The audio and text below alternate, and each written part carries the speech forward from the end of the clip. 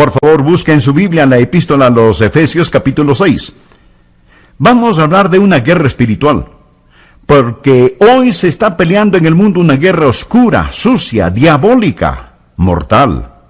Es una forma de guerrilla con sabotajes, subversiones, secuestros y francotiradores. Es una guerra mortal. Es una guerra entre la luz y las tinieblas, lo bueno y lo malo, el cielo y el infierno, Cristo y Satanás. Y aunque a usted le guste o no, usted es parte de esa guerra. No puede permitirse el ser ignorante en este asunto y menos aún ser neutral. Si trata de ser neutral, se encontrará bajo fuego cruzado y en el lugar más peligroso de todos. Lo repito, no puede permitirse el ser ignorante en esto. No debe tratar de permanecer neutral. Leamos acerca de esta guerra, Efesios capítulo 6, empezando en el versículo 10. Por lo demás, hermanos míos, fortaleceos en el Señor y en el poder de su fuerza.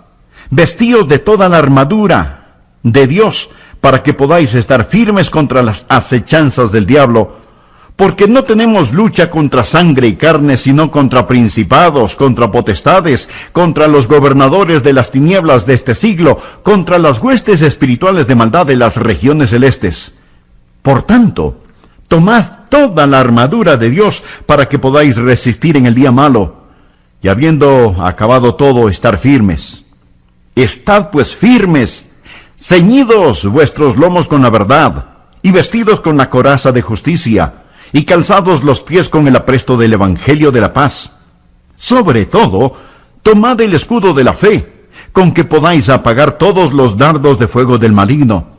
Y tomad el yelmo de la salvación y la espada del Espíritu, que es la palabra de Dios, orando en todo tiempo con toda oración y súplica en el Espíritu, y velando en ello con toda perseverancia y súplica por todos los santos, y por mí, a fin de que al abrir mi boca me sea dado palabra para dar a conocer con denuedo el misterio del Evangelio, por lo cual soy embajador en cadenas, que con denuedo hable de él, como debo hablar.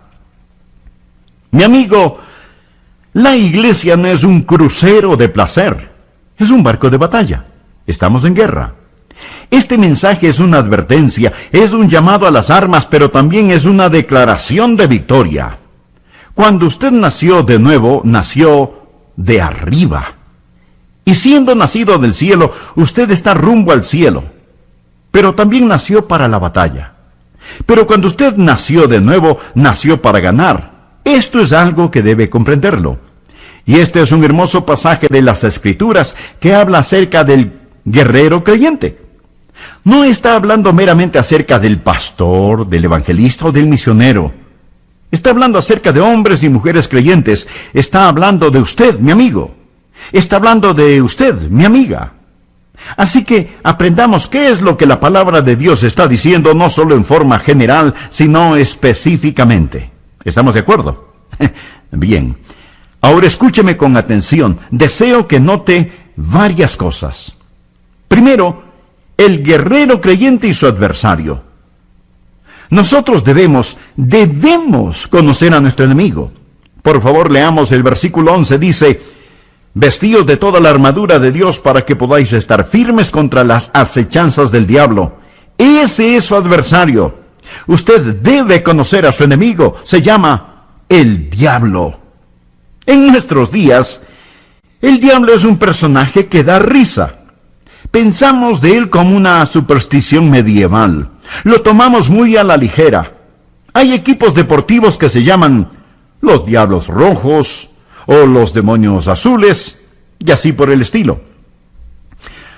Aún algunos alimentos se los identifica como el jamón del diablo o algo es diabólicamente delicioso.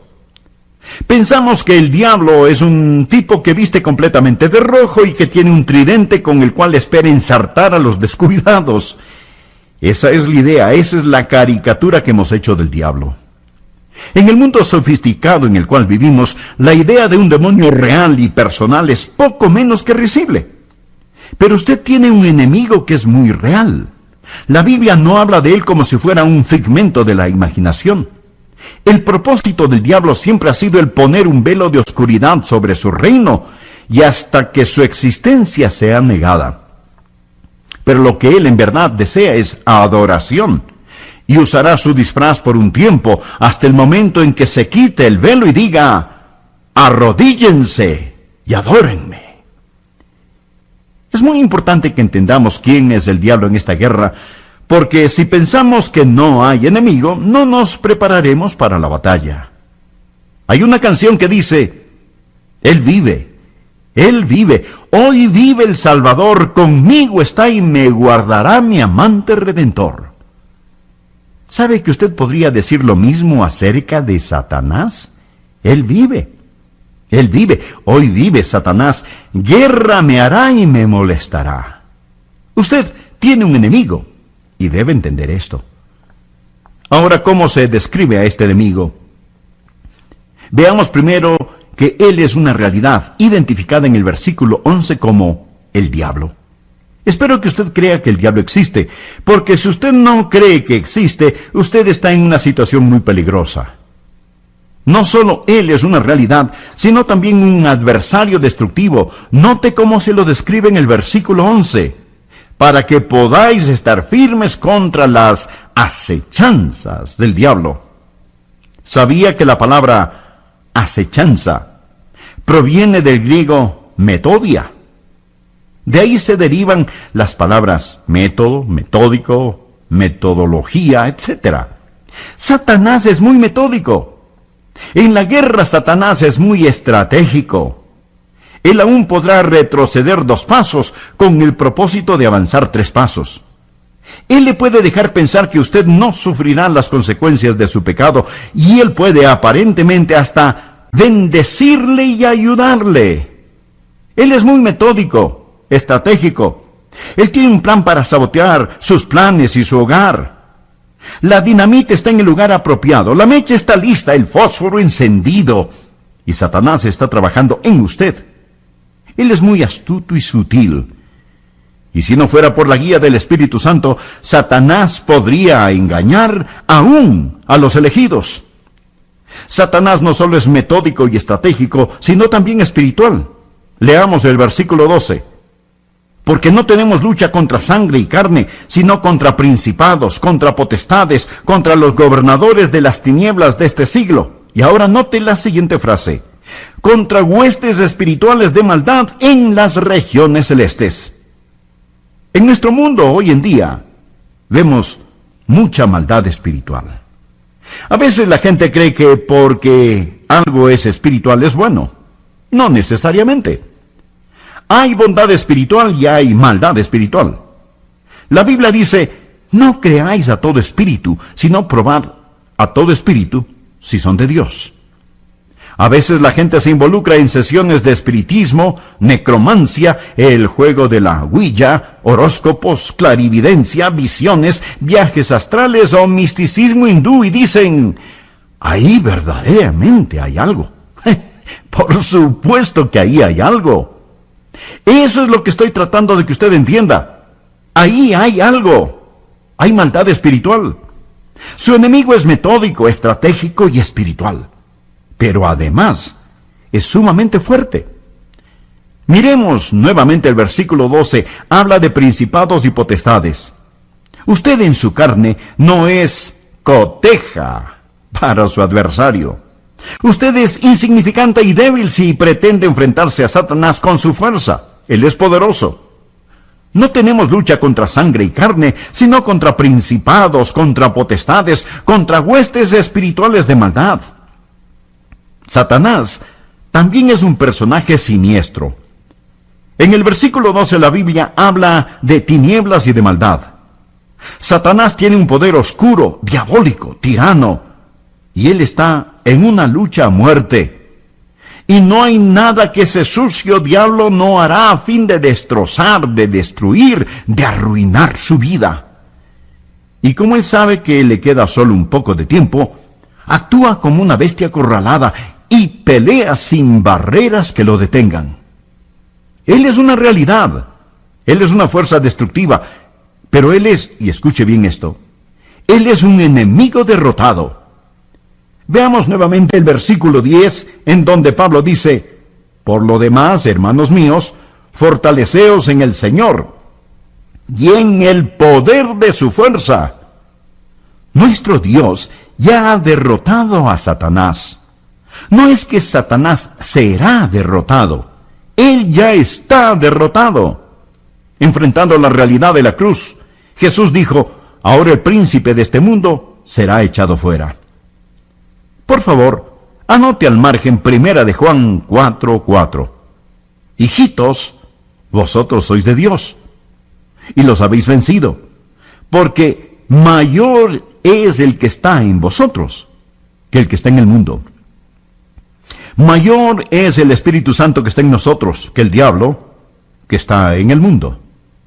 Satanás es fuerte, es siniestro, es metódico, es estratégico, es espiritual, pero Dios es todopoderoso.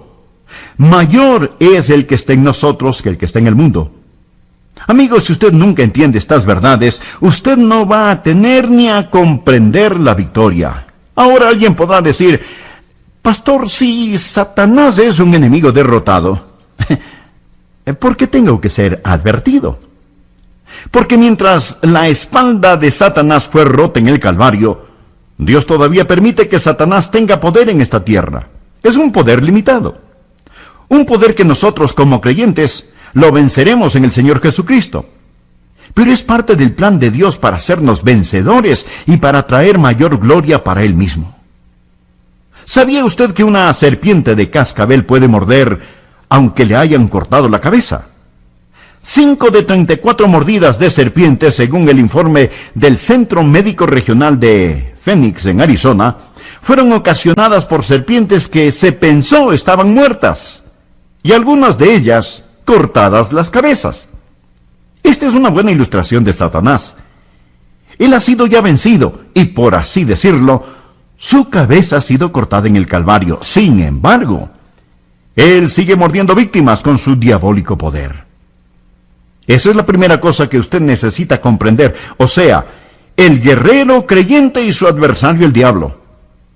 Ahora, es muy importante que usted entienda bien la segunda cosa. Segundo, el guerrero creyente y su armadura. No solo necesitamos reconocer a nuestro enemigo, sino que también debemos prepararnos para la batalla, porque si usted no se prepara para la batalla, mi amigo, pues va a perderla. Tiene que ponerse toda la armadura de Dios, y esa es una armadura santa. Note lo que dice el versículo 13, por tanto, tomad toda la armadura de Dios. Esto es tan importante que tome toda la armadura, que no se olvide de ninguna pieza. Miremos esa armadura y cómo Dios la describe. Estad pues firmes, ceñidos vuestros lomos con la verdad. Así que primero usted se pone el cinturón de la verdad, que es la integridad del creyente. Verdad significa integridad. Verá, en esos tiempos un soldado se ponía una túnica y tenía un cinturón de cuero.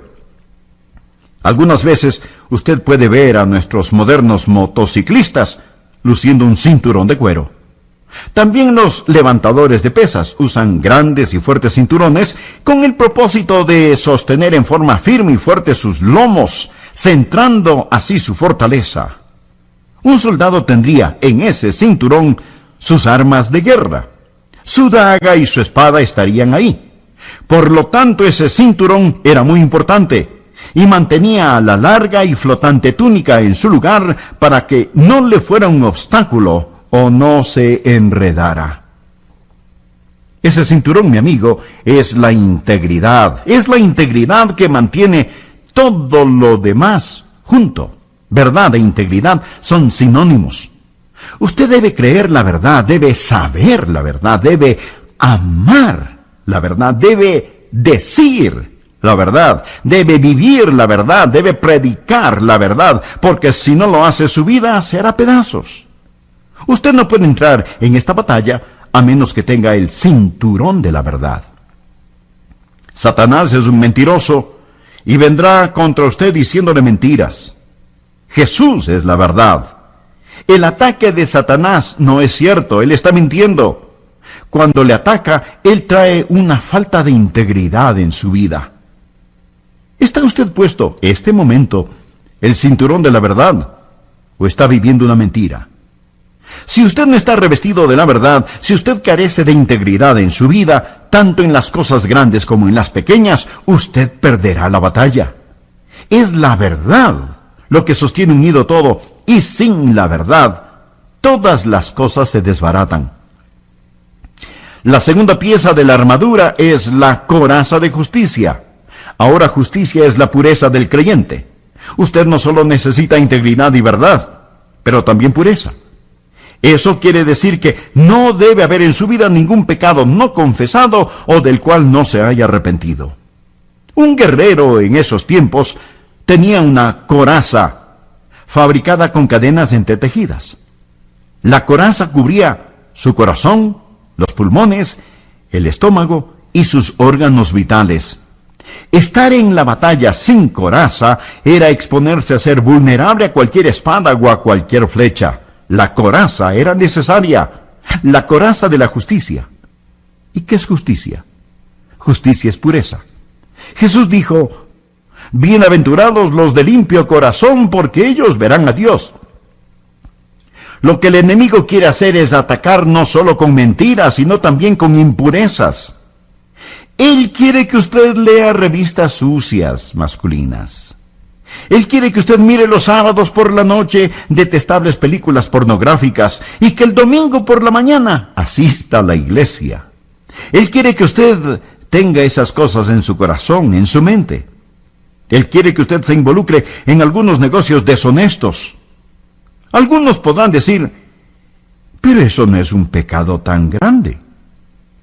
Tal vez. Pero ya pone una fisura en la armadura. Y Satanás sabe exactamente dónde está esa grieta en la armadura.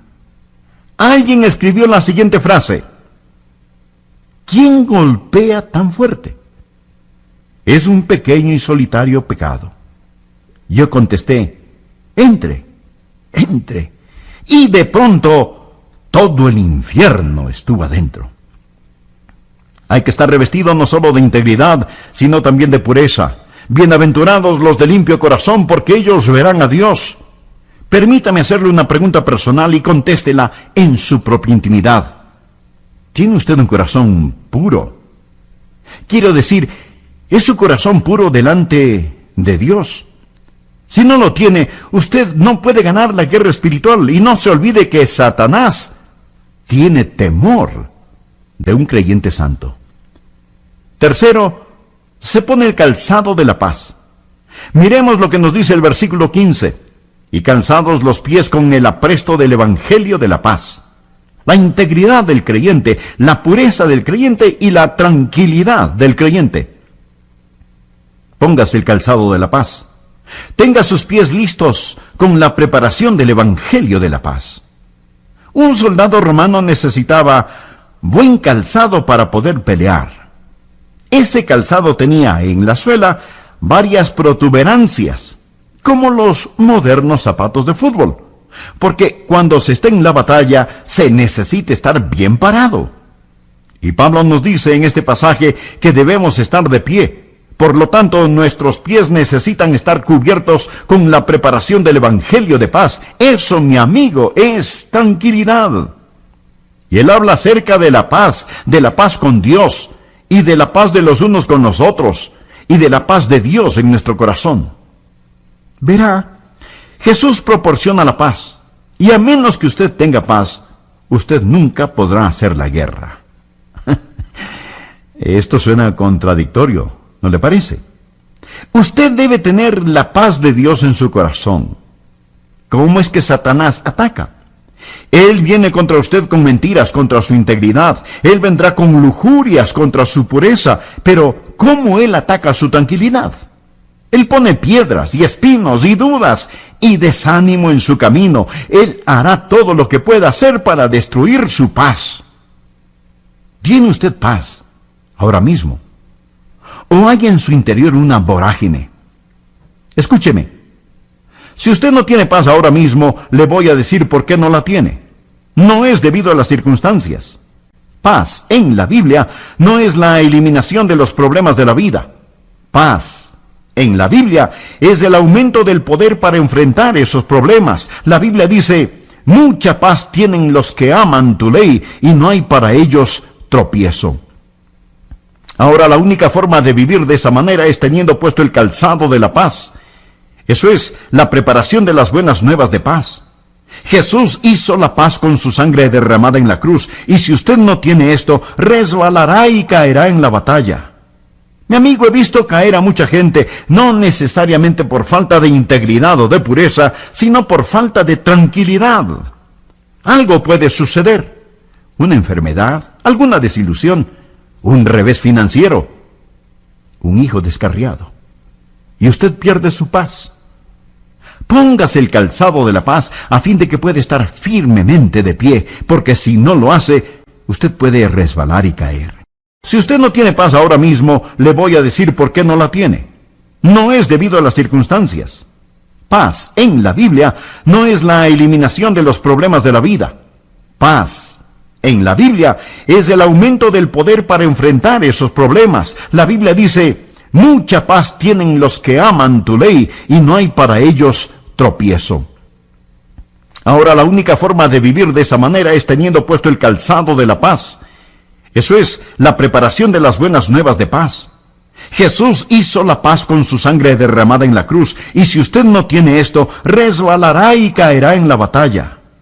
Mi amigo, he visto caer a mucha gente, no necesariamente por falta de integridad o de pureza, sino por falta de tranquilidad. Algo puede suceder. Una enfermedad, alguna desilusión, un revés financiero, un hijo descarriado. Y usted pierde su paz. Póngase el calzado de la paz a fin de que pueda estar firmemente de pie, porque si no lo hace, usted puede resbalar y caer. La siguiente pieza en la armadura de Dios es el escudo de la fe. ¿Sabía que cuando Pablo escribió esta epístola, él se encontraba encadenado a un soldado romano? Y Pablo, mirando a ese soldado romano, seguramente pensó, aquí hay una lección espiritual que debo aprender.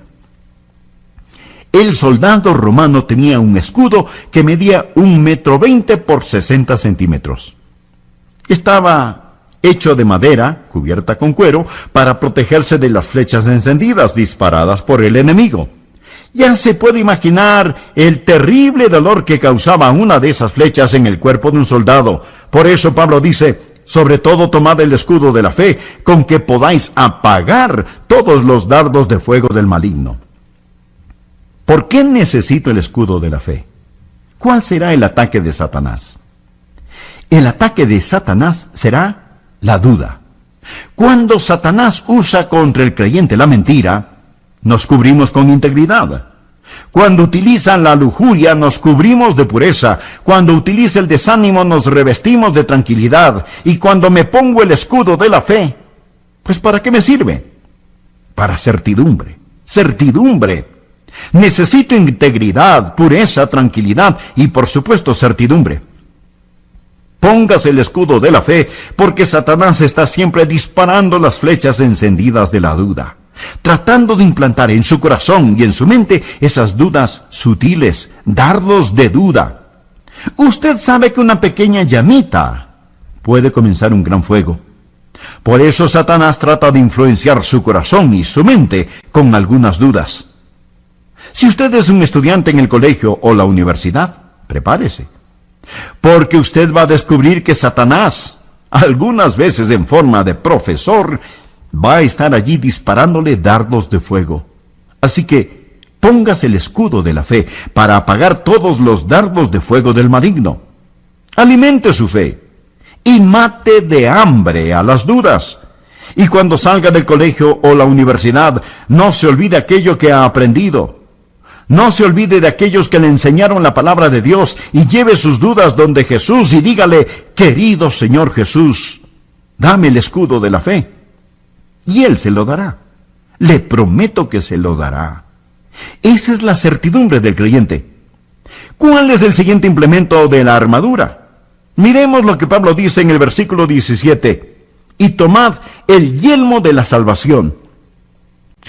Un guerrero usaba el yelmo para proteger su cabeza. ¿Por qué la protegía?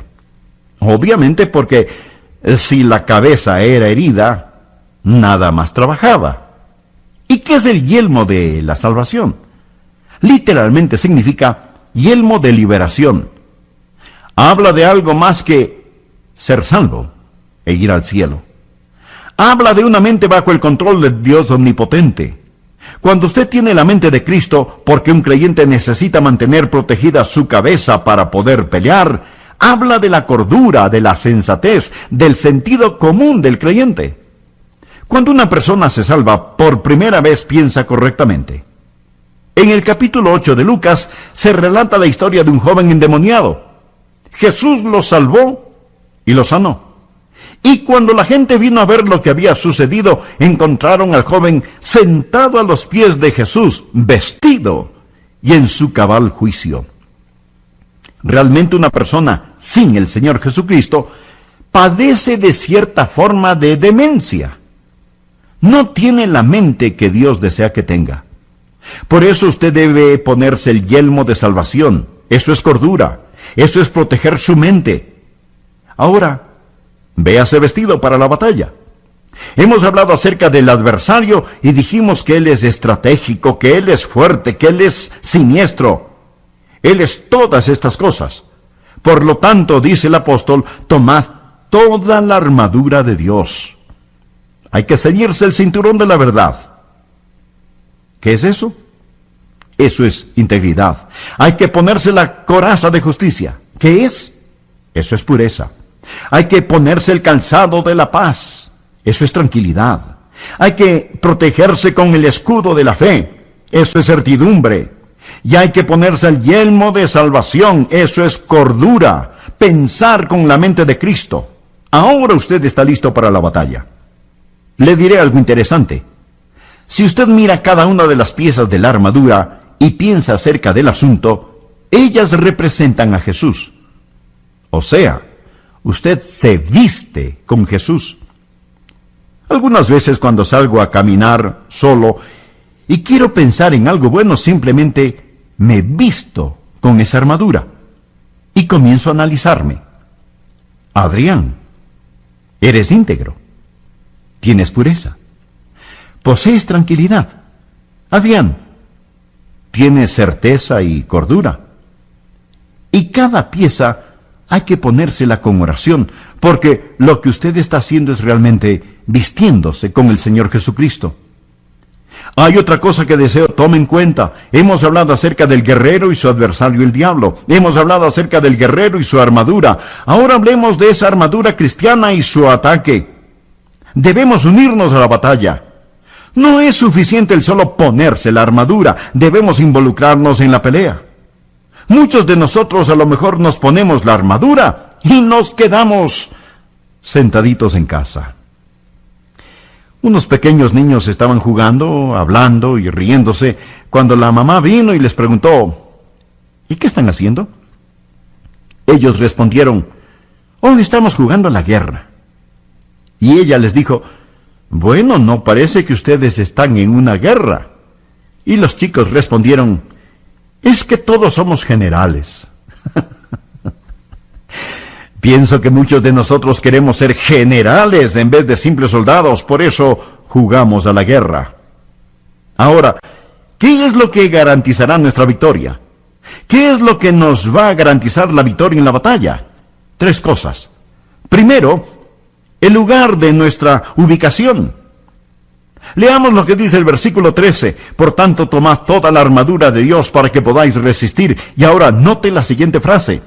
Y habiendo acabado todo, estad firmes.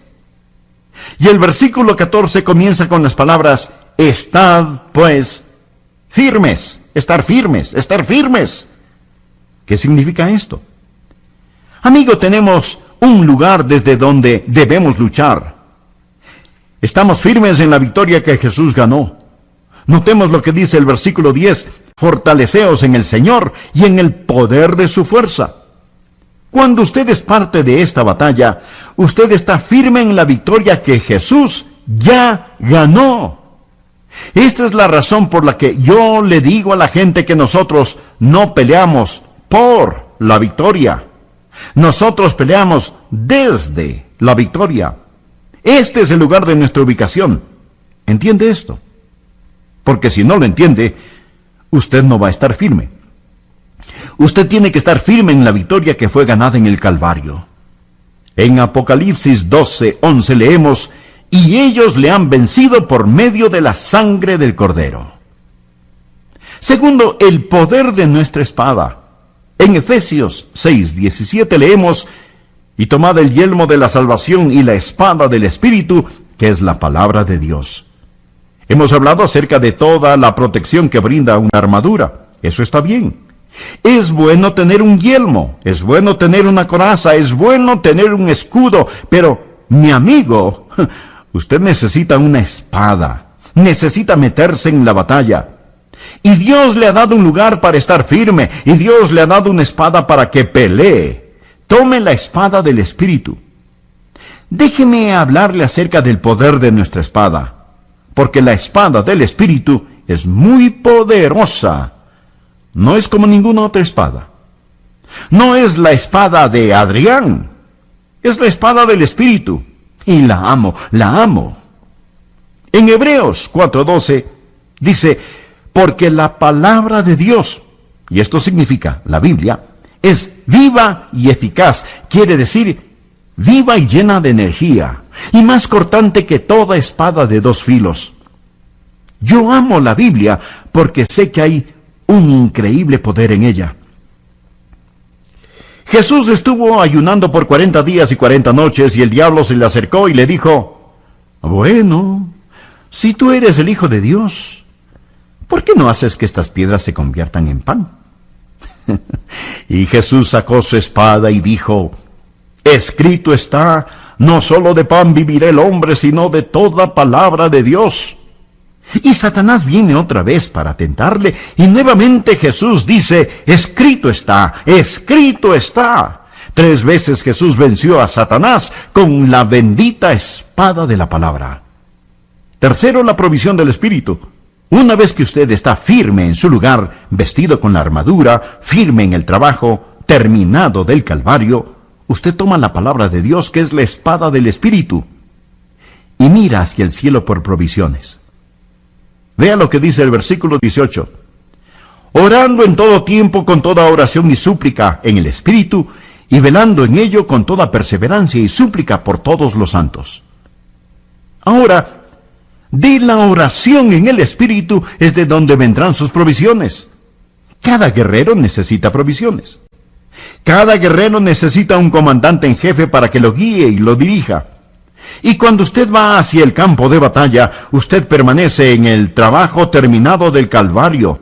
Toma la palabra de Dios, que es la espada del Espíritu, y usted ofrece sus oraciones a su comandante celestial, orando siempre con toda oración y súplica en el Espíritu. No solo diciendo palabras incomprensibles. Es el Espíritu quien dirige sus oraciones. Es el Espíritu que entiende lo que Satanás quiere hacer. Usted no lo entiende, pero el Espíritu sí. Una vez estuve en Colorado. Ahí tengo un general amigo mío que ayudó a nuestro país en el liderato del Comando Espacial Estratégico. Ellos se encargan de mantener los satélites en el espacio sobre la Tierra en órbitas sincronizadas. Satélites espías, satélites militares, el Comando Espacial. Entré en un pequeño cuarto para recibir instrucciones, y fue algo increíble. Me preguntaron: ¿qué parte del mundo desea ver? Y yo dije: quiero ver Libia. Y ahí, en una enorme pantalla, apareció Libia. Podía ver las calles y las casas de Libia, aún las luces que estaban titilando ese momento en ese país. Y ellos me informaron que si un cohete era disparado desde Libia, sabrían el mismo instante en que fue disparado. Y estábamos sentados allí, en Colorado. ¡Qué cosa más increíble! Y yo pregunté: ¿cómo pueden saber que es un cohete y no alguna otra cosa? Y me dijeron: es mejor que usted no lo sepa. Pero yo insistí: ¿pero por qué no? Y me contestaron: porque si se lo decimos, tenemos que matarlo. Yo rápidamente dije: bueno, no quiero saberlo. Y no pude dejar de pensar que desde el espacio nos están vigilando. Amigo, déjeme decirle algo. Tenemos un comandante que vive más allá y que sabe todo lo que está sucediendo. Él sabe lo que el enemigo está haciendo. Por lo tanto, nosotros permanecemos en contacto con nuestro comandante espacial, orando siempre con toda oración y súplica en el Espíritu. Ahora es importante que entendamos esto. Las tres cosas que aseguran la victoria. Primero, el lugar de su ubicación. Segundo, el poder de su espada. Y tercero, la provisión del Espíritu. Siempre orando con toda oración y súplica en el Espíritu. La espada es la espada del Espíritu. Él es el que sabe cómo manejar, cómo utilizar esa espada. La última cosa que deseo que veamos es el guerrero creyente y sus aliados. Debemos unificar fuerzas. Y Pablo dice que hay que orar. Leamos los versículos 18 y 19. Orando en todo tiempo con toda oración y súplica en el Espíritu, y velando en ello con toda perseverancia y súplica por todos los santos y por mí, a fin de que al abrir mi boca me sea dada palabra para dar a conocer con denuedo el misterio del Evangelio. Pablo era un guerrero, pero él sabía que no peleaba solo. Él sabía que necesitamos orar los unos por los otros, porque peleamos los unos con los otros. No somos un ejército de un solo hombre. Usted no es un ejército de un solo hombre. Oh, pero si usted se cree autosuficiente, entonces tendrá que pelear solo. Pero ¿sabe lo que la Biblia dice al respecto? Que 1 perseguirá a 1000 y 2 harán huir a 10,000. Hay una sinergia que trae una divina energía cuando luchamos juntos. Y estamos en esta batalla juntos. Yo le necesito a usted y usted me necesita. Por lo tanto, debemos entrelazar nuestros brazos, unir nuestras fuerzas y luchar juntos. Se dice que la genuina iglesia cristiana es un gran campo de batalla. Es el lugar a donde llegamos para reforzarnos.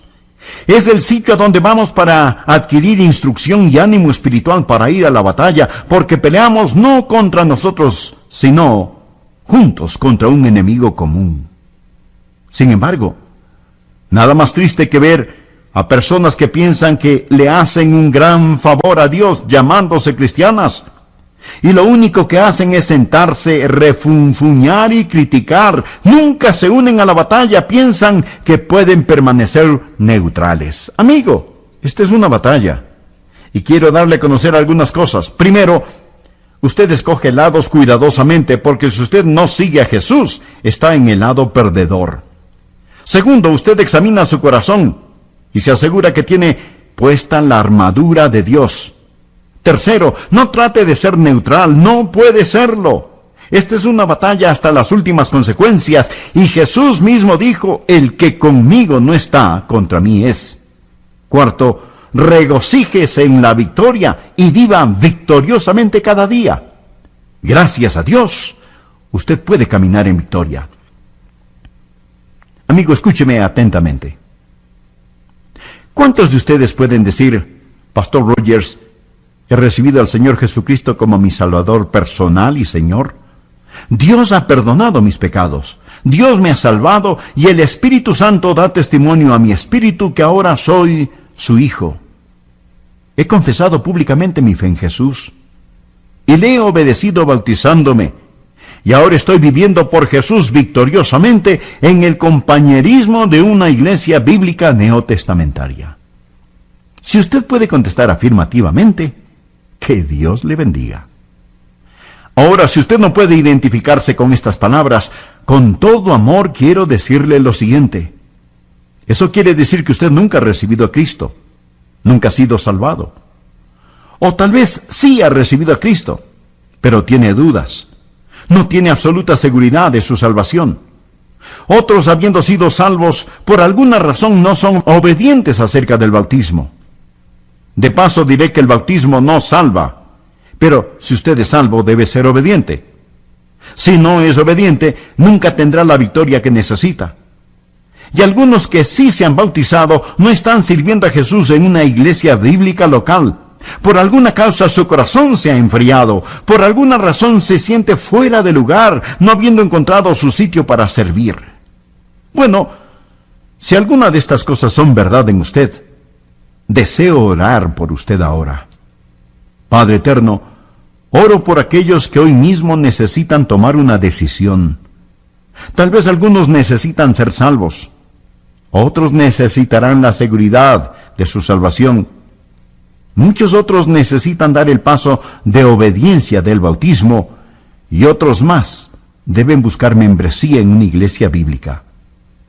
Lo que sea, Señor, los presento delante de ti y oro para que tú, querido Espíritu Santo, abras esos corazones para que acepten a Cristo como Salvador. Amigo, si usted todavía no es salvo, le invito a que entregue su corazón a Jesús, diciendo esta sencilla oración: querido Dios, yo sé que tú me amas y que quieres salvarme. Jesús, tú prometiste que me salvarías si confío en ti, y así lo hago ahora, confío en ti. Creo que tú pagaste por mis pecados con tu preciosa sangre en la cruz del Calvario. Gracias. Creo que Dios te levantó de la muerte, y ahora por fe te recibo en mi corazón como mi Salvador y Señor. Toma el control de mi vida. ¿Debemos agradecer a Dios por las tribulaciones?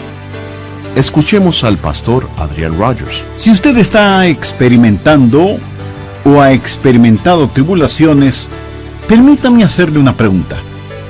¿Cuándo crece más? ¿Cuando todo está bien y navega por la vida calmadamente, o cuando llega la tormenta? En la Biblia hay tormentas que corrigen y tormentas que perfeccionan. De hecho, Jonás, cuando vivió una de estas tormentas correctoras, pasó la noche en un colchón acuático. Y él siguió envuelto en esa tormenta porque estaba fuera de la voluntad de Dios. Estaba huyendo de la voluntad de Dios. Y Dios envió una tormenta correctora para enseñarle a Jonás que no podía huir de su voluntad. Gracias una vez más por su sintonía y bienvenidos a El Amor que Vale, el ministerio radial del Dr. Adrian Rogers. ¿Sabía usted que hay tormentas que perfeccionan? Los discípulos de Jesús se vieron en medio de una tormenta en medio del mar de Galilea. ¿Por qué? Porque estaban en la voluntad de Dios.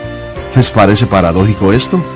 Le invito a escuchar muy atentamente este mensaje del Dr. Adrian Rogers, Cómo encontrar paz en medio de su tormenta, en la voz del pastor Lenín de Llanón. Más tarde o más temprano, todos los seres humanos experimentan tormentas en sus vidas. Este mismo momento, hay gente enfrentando tormentas, pesares, lágrimas, temores, desilusiones y problemas. ¿Está usted en una tormenta? Permítame decirle algo. Dios necesariamente no le sacará de esa tormenta, pero escúcheme, Dios le dará paz en medio de su tormenta. Eso es lo que la palabra de Dios enseña. Por favor, tome la palabra de Dios y busque Juan, capítulo 6. En unos momentos vamos a empezar a leer en el versículo 16. Vamos a estar hablando un poco de los problemas, pesares, dolores, desilusiones, lo que llamaríamos las tormentas de la vida. Por ejemplo, vamos al doctor y recibimos un mal diagnóstico. Una carta que esperábamos ansiosamente nos trae muy malas noticias. No sabemos qué nos dirán en la próxima llamada telefónica, y así por el estilo. Mi esposa y yo en el desayuno leemos las Escrituras, de manera especial en el libro de los Proverbios. Y leímos el siguiente, Proverbios 27:1. No te jactes del día de mañana, porque no sabes qué dará de sí el día. Amigo, ninguno de nosotros sabemos qué traerá la próxima noticia que nos llegue. Sea buena o mala, sencillamente no sabemos. Hay tormentas que vienen a nosotros.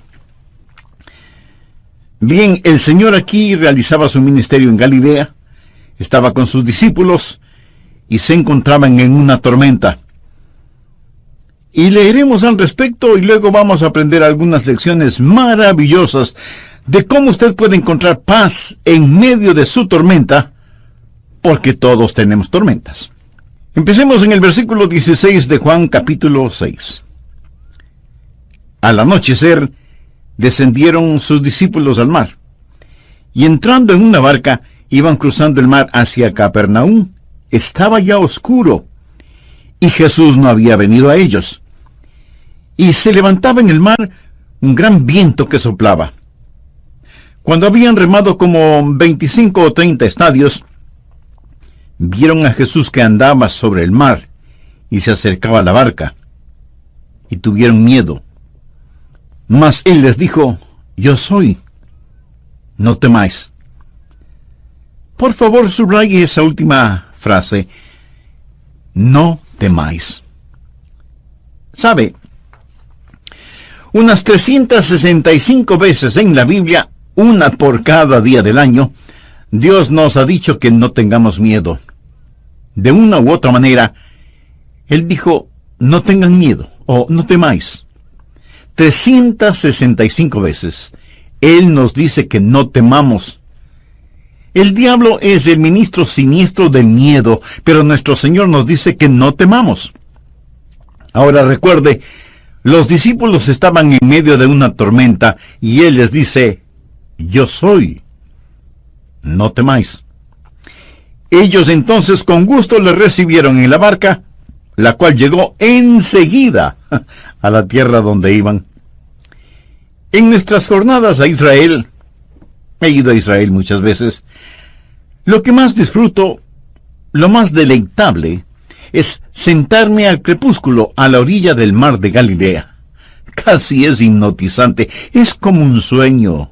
¡Qué tranquilidad!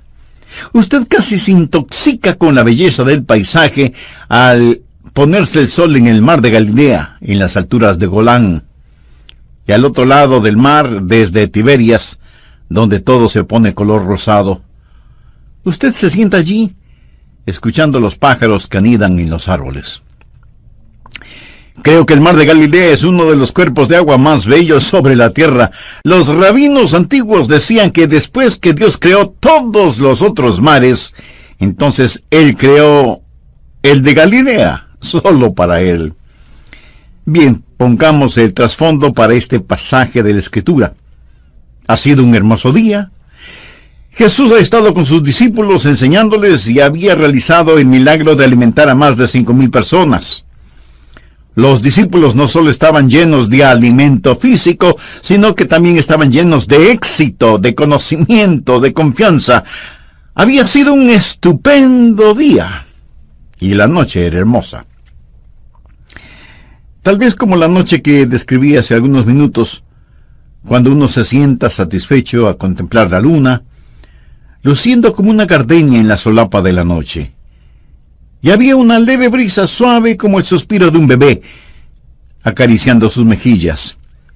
Y los discípulos, experimentados hombres de mar, suben a su barco para cruzar hasta el otro lado del mar, regocijándose de tan estupendo día. Y entonces sucedió así. De repente, el viento comenzó a soplar.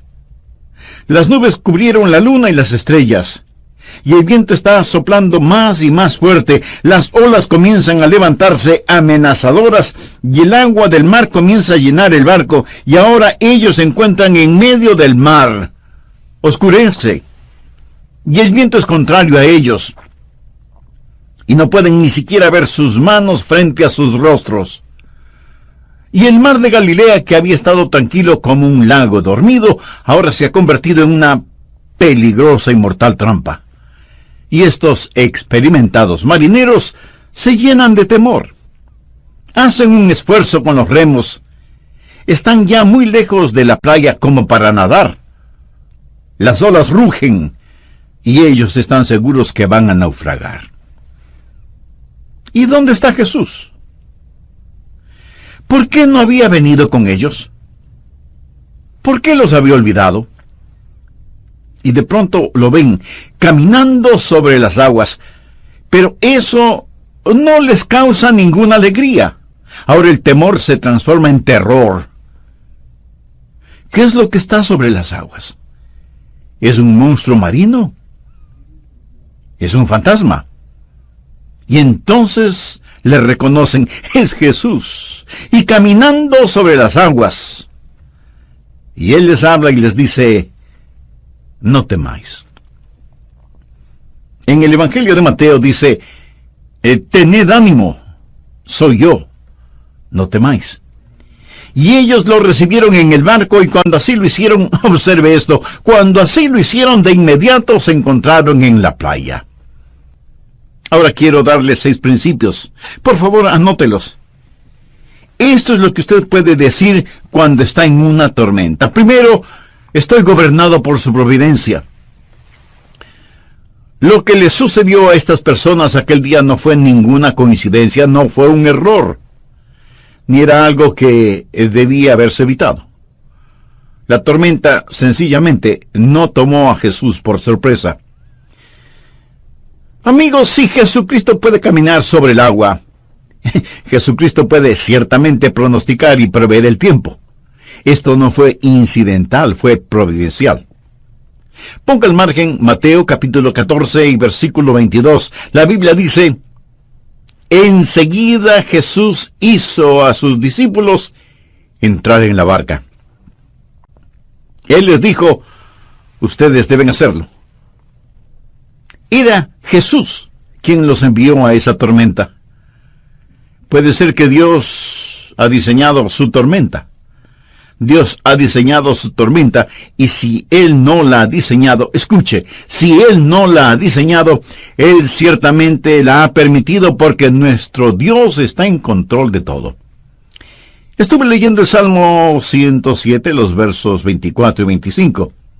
Dicen, ellos han visto las obras de Jehová, y sus maravillas en las profundidades, porque habló, e hizo levantar un viento tempestuoso que encrespa sus ondas.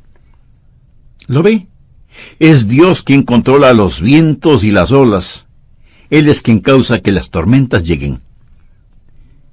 Verá, es una teología vacía el decir que si estamos en la voluntad de Dios, vamos a navegar apaciblemente por el mar de la vida, que no tendremos enfermedades, ni penas, ni desilusiones, ni separación, que no habrá muerte en nuestra familia, que no habrá problemas.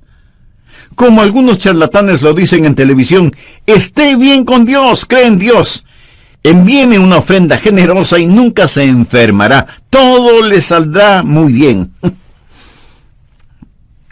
Este es el evangelio de la prosperidad, de los carros de lujo, de la tranquilidad financiera.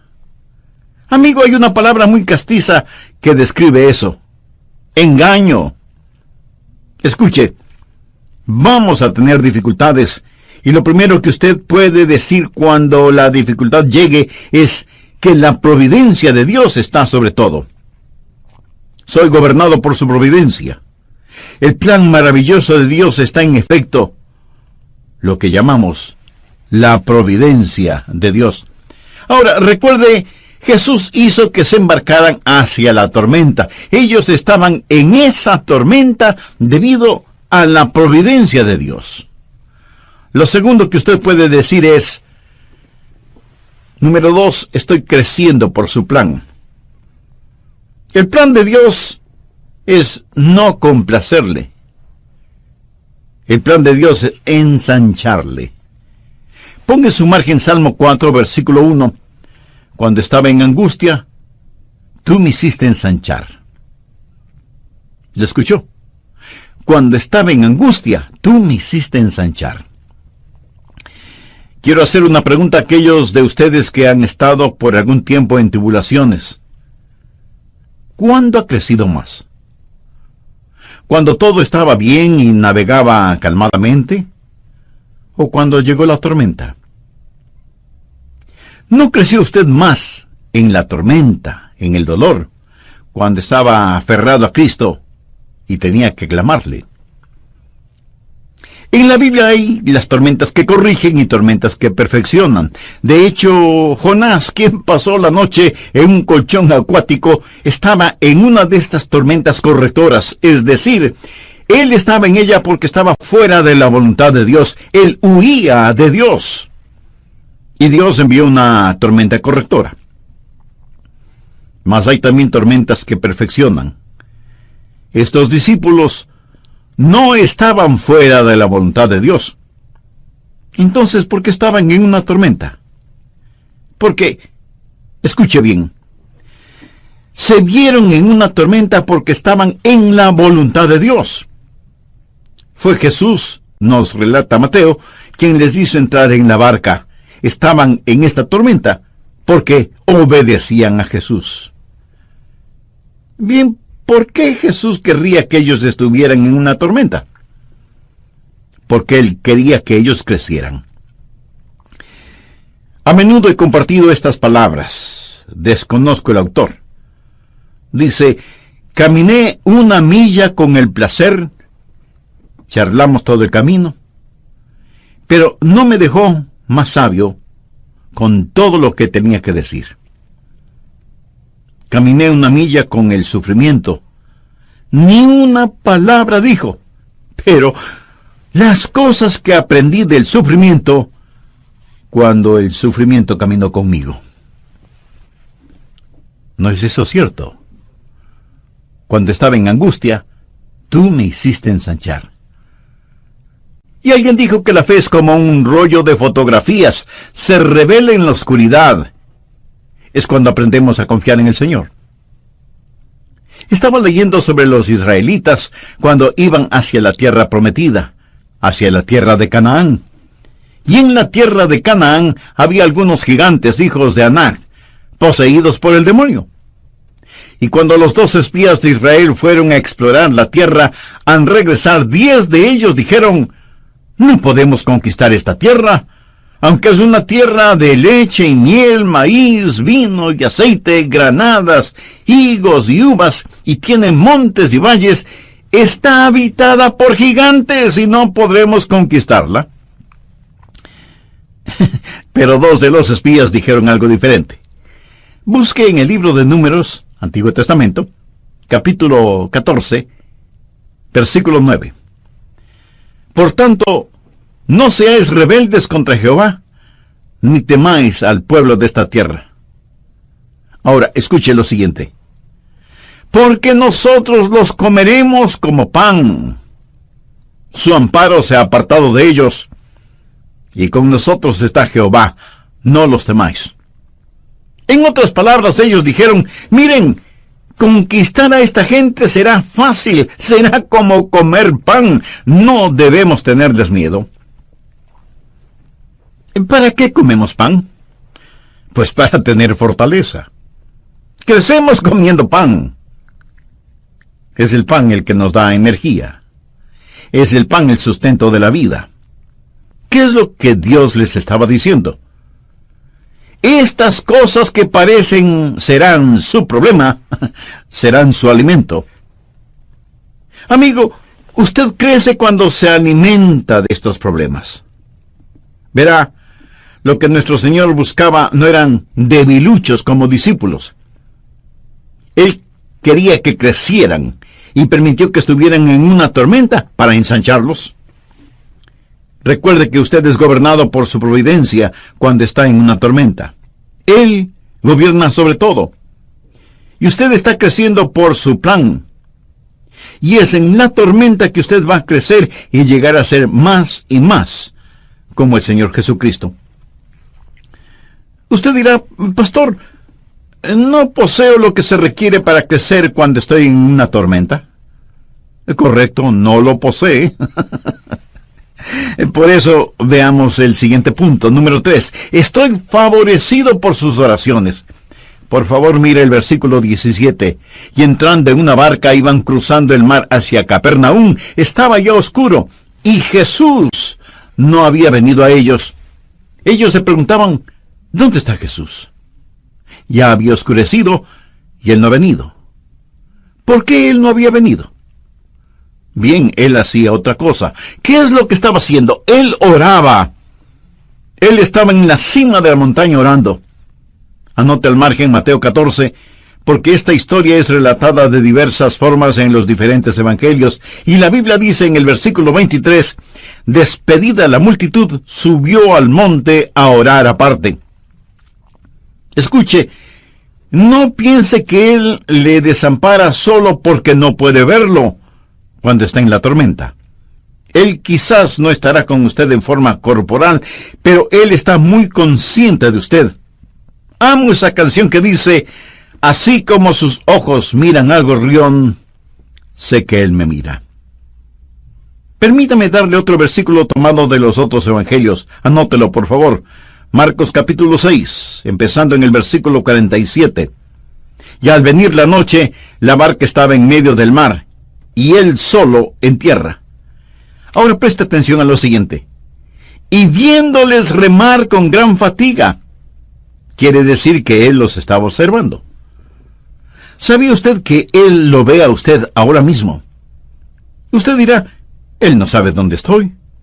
Él no está al tanto de mis dificultades. ¿Por qué está Él tan lejos? ¿Por qué estoy yo en la tormenta y Él en la orilla? Amigo, Él está allí orando por usted. Él se apartó a un monte para orar. Él está allí en el monte mirando hacia abajo. Él ve a través de la oscuridad. Ellos no podían verle, mas Él sí. ¿Y qué estaba haciendo? Él estaba orando. Desea un pensamiento bendito. Permítame compartirlo. Usted está en la lista de oración de Jesús. Usted está en la lista de oración de Jesús. No hay nada más consolador para mí que alguien me diga que está orando por mí. Hace algún tiempo fui a recibir a una persona en el aeropuerto. Yo no estaba ni siquiera seguro de que él supiera mi nombre. Él es un estupendo maestro bíblico, y cuando me vio, me abrazó y me dijo: Adrián, oré por ti esta mañana. Un poco sorprendido, yo le dije: eso es maravilloso. Y él añadió: Adrián, yo oro por ti cada mañana, todos los días. ¿Sabe? Eso me conmovió profundamente. Hay millones de personas en esta tierra, hay gente por la que nunca nadie ha orado. Si usted está en la lista de oración de alguien, usted es muy bendecido, y le puedo asegurar que usted está en la lista de oración de Jesús. El Señor Jesús le conoce por nombre, y la Biblia dice que Él vive para interceder por nosotros. En Hebreos 7:25 leemos: por lo cual Él puede también salvar perpetuamente a los que a Él se acercan, viviendo siempre para interceder por ellos.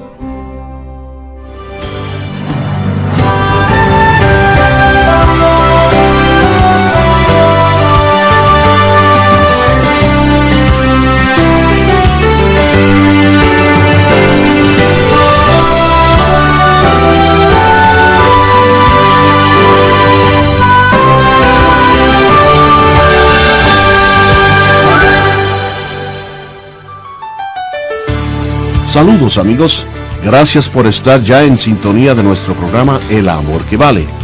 Compartimos la serie Cómo ganar las batallas internas. El Señor Jesús muchas veces dijo: yo soy. Nunca dijo: yo fui, pero a lo mejor ya no soy. Tampoco dijo: yo seré, pero a lo mejor no lo seré. No, Él dijo: yo soy. Yo soy el que soy. Nunca hubo un tiempo cuando Jesús no fue. Nunca habrá un tiempo cuando Jesús no sea. Amigo, en medio de su tormenta personal, solo recuerde esto: cuando Él dice yo soy, es una proclamación de su presencia y un anuncio de abundancia. ¿Está usted perdido? Él dijo: yo soy el camino. ¿Está padeciendo hambre? Él dijo: yo soy el pan de vida. ¿Está tropezando en la oscuridad? Él dijo: yo soy la luz del mundo. Y si usted está muerto en sus delitos y pecados, Él le dice: yo soy la resurrección y la vida. Tenga su Biblia en la mano y un cuaderno de notas para que saque el máximo provecho de nuestro estudio Cómo encontrar paz en medio de su tormenta. En el programa anterior, el Dr. Adrian Rogers mencionó que hay un refrán que dice: no hay hogar sin sus secretos. Esto simplemente significa que tarde o temprano todos tendremos problemas. Las tormentas nos llegan a todos. En la voz del pastor Lenín de Llanón, el Dr. Adrian Rogers nos concluye su mensaje Cómo encontrar paz en medio de su tormenta. Recuerde que paz no es la sustracción de los problemas de la vida. La paz es la suma de poder para enfrentar estos problemas. Esa es la paz de Dios. Y empecé a compartir en el programa anterior 6 principios básicos que puede decirlos cuando enfrenta una tormenta. Primero, estoy gobernado por su providencia. Segundo, estoy creciendo por su plan. Tercero, estoy favorecido por sus oraciones. La Biblia dice que Él, o sea, el Señor Jesús, vive para interceder por nosotros. Hebreos 7:25. Por lo cual puede también salvar perpetuamente a los que por Él se acercan a Dios, viviendo siempre para interceder por ellos. ¿Usted ha venido a Dios por medio de Jesús? Entonces, está en su lista de oración. ¿Y qué está haciendo? Escuche, el trabajo terminado de Jesús es el Calvario. El trabajo no terminado de Jesús es su ministerio de oración. Así que estoy gobernado por su providencia, estoy creciendo de acuerdo a su plan y soy bendecido por sus oraciones. No solo favorecido por sus oraciones, sino también estoy animado por su presencia. Él vendrá. Mire por favor nuevamente Juan 6, el versículo 20. Mas Él les dijo, yo soy, no temáis. Y en Mateo, Él les dice que tengan ánimo. Mateo 14, versículo 27. Pero enseguida Jesús les habló diciendo, tened ánimo, yo soy, no temáis. Puedo ver a estos discípulos con el sudor en sus frentes y sus rostros reflejando el temor, sus manos ceñidas a los remos, fatigados con dolor de espalda, remando y remando. Pedro grita, más fuerte, que nos vamos a hundir. Y Tomás dice, no creo que vayamos a lograrlo, vamos a naufragar. Y entonces ellos ven a Jesús. Le pregunto, ¿por qué Cristo no llegó antes? ¿Por qué esperó? Sabía que Él se esperó allí por mucho tiempo. Si usted lee la historia, se dará cuenta que ellos estuvieron en alta mar durante varias agonizantes horas. Y aquí se encontraban en la hora más oscura de la noche. Y Mateo relata que Jesús llegó en la 4ª vigilia de la noche. Eso es entre las 3 y las 6 de la mañana, la hora más oscura. Durante largas y agonizantes horas, parecía que Él se hubiera olvidado de ellos. Y no fue que Jesús se había olvidado de ellos, realmente fueron los discípulos quienes se habían olvidado de Jesús. ¿Sabe? Jesús acababa de realizar un milagro. Si usted lee la historia en el 6º capítulo de Juan, se dará cuenta que Jesús había alimentado a unas 5,000 personas. Note por favor el versículo 12. Y cuando se hubieron saciado, dijo a sus discípulos, recoged los pedazos que sobran para que no se pierda nada. Recogieron pues, y llenaron 12 cestas de pedazos. Bien, ¿por qué llenaron 12 cestas? ¿Cuántos discípulos? 12 discípulos. Bien, Él les dijo, ahora recojan todo, recojan los pedazos que sobraron. Cada discípulo tenía una cesta de pan al lado de sus pies. En esa barca hay unas cestas de pan. Él acababa de llevar a cabo un milagro y ahora ahí están ellos llenos de temor. Y pensaban, ¿por qué Jesús se ha olvidado de nosotros? Ellos se habían olvidado de Jesús. Ellos se olvidaron de lo que Jesús había hecho. ¿Acaso no tendemos a hacer eso? Es decir, ¿cuántas veces nuestro Señor nos ha liberado, realizando milagros para nosotros, pero nosotros nos hemos olvidado de Él? Lo que ellos debieron haber hecho era, recuerde, lo que Pablo enseñó en 1 Tesalonicenses capítulo 5, verso 18. Dad gracias en todo, porque esta es la voluntad de Dios para con vosotros en Cristo Jesús. Pero nuestro Señor esperó. ¿Por qué esperó? Bueno, su espera, su retraso antes de llegar a ellos, fue estratégico y deliberado. Por favor, anote este versículo, Isaías capítulo 30, versículo 18. Por tanto, Jehová esperará para tener piedad de vosotros. ¿No es este versículo estupendo? Por tanto, Jehová esperará, no para ser cruel con usted, sino para tener piedad de vosotros y por tanto será exaltado. Dios está en el negocio de hacer gloria para sí. Será exaltado teniendo de vosotros misericordia, porque Jehová es Dios justo. Eso significa discernimiento. Él no solo sabe lo que usted quiere, Él sabe lo que usted necesita. Y entonces dice, bienaventurados todos los que confían en Él. Dios espera.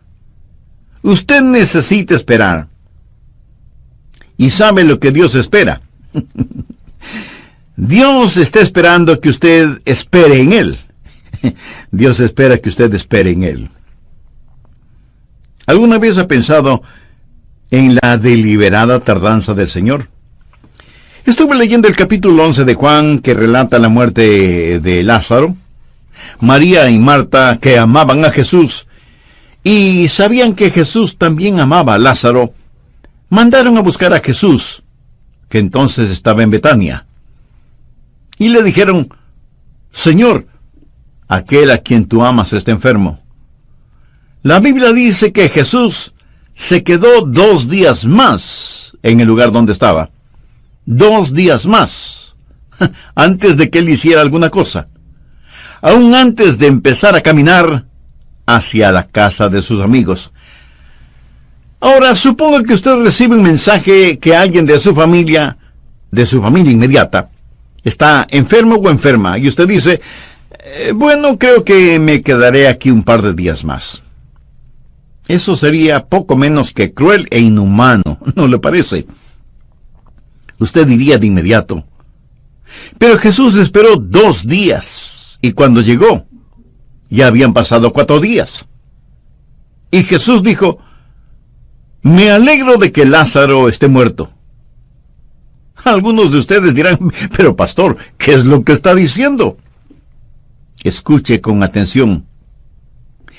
Eso es lo que Jesús dijo, no con sus palabras, sino con sus acciones. Porque Jesús sabía lo que iba a hacer, iba a resucitar a Lázaro.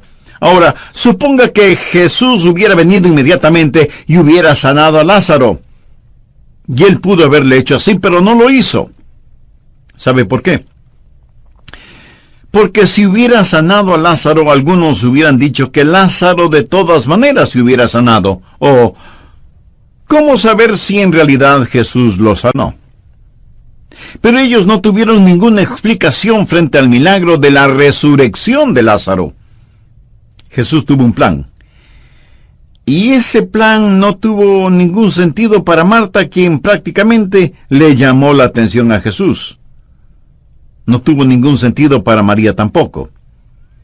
Pero tenía sentido para el Señor Jesús. Por lo tanto, el Señor espera. Dios dio una promesa en el jardín del Edén, que enviaría al Mesías. Pero esperó 4,000 años. ¿Escuchó lo que dije? Esperó 4,000 años antes de hacerlo. La Biblia dice, cuando vino el cumplimiento del tiempo, Dios envió a su Hijo. Cuando vino el cumplimiento del tiempo. Muchas veces tratamos de cosechar las bendiciones de Dios antes de que maduren.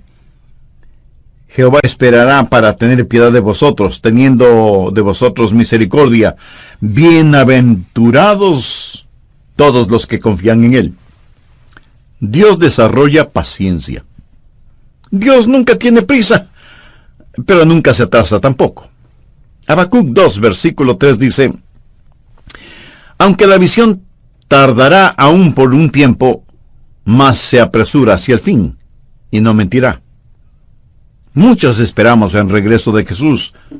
La gente dice, ¿dónde está la promesa de su advenimiento? Porque desde el día en que los padres durmieron, todas las cosas permanecen así como desde el principio de la creación. Anótelo simple y llanamente. Él está por venir. Él viene. Y Él regresa en el tiempo perfecto de Dios. Pero Él retorna. Nuestro Señor está por venir. Luego usted puede decir, en el medio de su tormenta, estoy protegido por su poder. Note lo que Él dice en el versículo 20, yo soy. No temáis. Yo no sé quién dijo esto primero, mas es verídico. La voluntad de Dios nunca le llevará donde la gracia de Dios no pueda mantenerlo. Eso es bueno. La voluntad de Dios nunca le llevará donde la gracia de Dios no pueda mantenerlo. Eso es eternamente verdadero.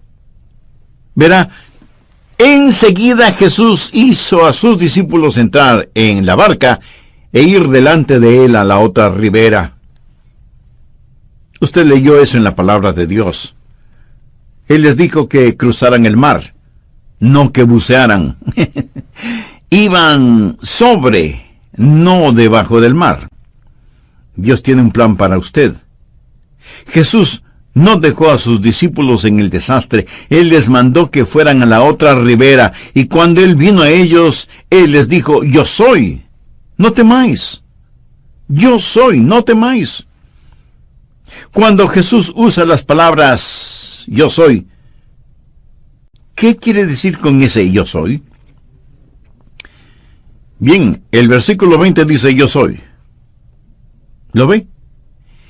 En el griego literalmente dice yo soy. Y es lo que leemos en la Reina Valera, literalmente, yo soy. Y yo soy es el sagrado nombre para la deidad. Significa Él es omnipotente, el eterno. Lo que afirma es, yo soy el que soy. Soy el gran yo soy. Yo existía aún cuando este mar ni siquiera era un vapor, este mar de Galilea. Yo soy el gran yo soy. Piense al respecto.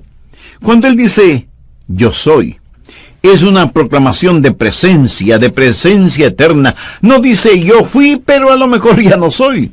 Tampoco dice, yo seré, pero a lo mejor no lo soy todavía.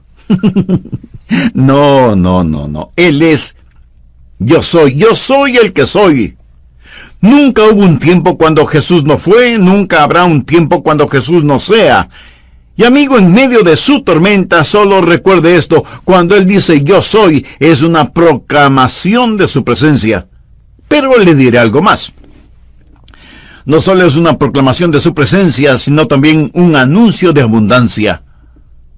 ¿Sabe lo que yo soy es? Es una frase incompleta. Yo soy... ¿qué? Bueno, llene el espacio vacío. Una y otra vez en el Evangelio de Juan, Jesús dice, yo soy, yo soy, yo soy. Él dijo, yo soy el camino. ¿Está usted perdido? Llene el espacio vacío. Él es el camino. ¿Está usted en el lado equivocado y quiere entrar? Bien, Él es la puerta. ¿Está padeciendo hambre? Él es el pan de vida. Tropieza en la oscuridad. Él es la luz del mundo. Y si usted está muerto en sus delitos y pecados, Él dice, yo soy la resurrección y la vida. Yo soy. Yo soy. Déjeme decirle algo muy importante, mi amigo. Él es el yo soy para usted. Y usted solo tiene que llenar los espacios vacíos. Yo no sé de sus problemas, desconozco sus necesidades, pero sí sé cuál es la respuesta, y su nombre es Jesús. Jesús es todo lo que este mundo necesita hoy. Y mi consejo para usted en medio de la tormenta es que vea a Jesús, el gran yo soy, y lo vea caminando sobre el agua, puesto que lo que parecía iba a estar por encima de su cabeza, ya estaba bajo sus pies, estaba bajo sus pies. Y usted está sentado en las alturas con Él. y no puede ahogarse con su cabeza fuera del agua. Usted está sentado en las alturas con el Señor Jesucristo. Él es el gran yo soy y puede notarlo. Está protegido por su poder. Y el último punto. Usted puede decir, estoy siendo guiado por su propósito. Mire el versículo 21. Ellos entonces con gusto le recibieron en la barca, la cual llegó enseguida a la tierra a donde iban. Dios no les había prometido navegar calmadamente, mas sí les había prometido un desembarque seguro. Llegaron enseguida a la tierra a donde iban. Verán, su destino ya está determinado. Tiempo y espacio no son ningún impedimento para el Señor Jesucristo. Él los llevará a la orilla. Ellos pasaban por tribulación, pero Jesús dijo, en el mundo tendréis tribulación, pero confiad, yo he vencido al mundo. ¿Lo ve? Esa tormenta sencillamente representa al mundo. ¿Dónde está Jesús? Jesús ha vencido al mundo. Eso es lo que le está diciendo. Amigo, hagamos otra aplicación para concluir. El barómetro espiritual está bajando, y todos los que podemos leer las señales de los tiempos, sabemos que se está formando una tormenta, se está formando una tempestad. En ocasiones, el mar es más tranquilo antes de la tormenta, y esto lo aprendí en la Florida. Cuando dicen que viene un huracán, usted sale afuera y dice, no puede ser, jamás, nunca. Sin embargo, el barómetro baja y sabe que la tempestad se viene. La Biblia nos lo dice. Amigos, pronto nuestro Señor, que ha estado en el monte de su gloria orando por nosotros, va a levantarse de su trono. Entonces caminar sobre el agua será como un juego de niños. Él descenderá caminando en las nubes, Él regresará en su gloria, y nosotros los que estamos aquí en el mar del tiempo, inmediatamente estaremos en las orillas de la eternidad. La Biblia dice que así sucedió con los discípulos. Tan pronto como recibieron a Jesús en el barco, estuvieron de inmediato en la orilla. ¿Ha recibido usted a Jesucristo? ¿Ha confiado en Él? Le invito a que me acompañe en una corta oración. Si usted necesita que Jesús sea su Señor y Salvador en forma personal, ¿por qué no lo recibe en su vida ahora mismo? Recíbalo en su corazón, en su vida, no solo para que esté con usted, sino que por fe esté en usted. Puede orar conmigo de la siguiente manera: querido Dios, soy un pecador, estoy perdido y necesito ser salvo. Jesús, tú moriste para salvarme y prometiste así hacerlo si confiaba en ti. Confío en ti, Jesús, ahora mismo. Con todo mi corazón, entra en mi corazón, perdona mis pecados, sálvame, Señor Jesús. Y gracias por perdonarme y salvarme. Ahora comienza a ser la clase de persona que tú quieres que sea. Y porque tú moriste por mí, yo viviré para ti. Ayúdame a no avergonzarme de ti y dame el valor para confesarlo públicamente. En tu nombre lo pido. Amén. Hemos hablado de la paz en medio de su tormenta. La Biblia habla de paz que sobrepasa todo entendimiento. No la puede obtener con las píldoras. No sale del interior de una botella, y ningún psicólogo o psiquiatra puede dársela. Hay una paz sobrenatural, y la Biblia dice que Cristo es nuestra paz. Si usted repitió esa oración conmigo hace unos instantes e hizo una decisión por Cristo, por favor, escríbanos para regocijarnos espiritualmente con usted, conocerle en una forma más personal y tener el privilegio de orar por usted y su nuevo caminar como creyente en el Señor Jesucristo.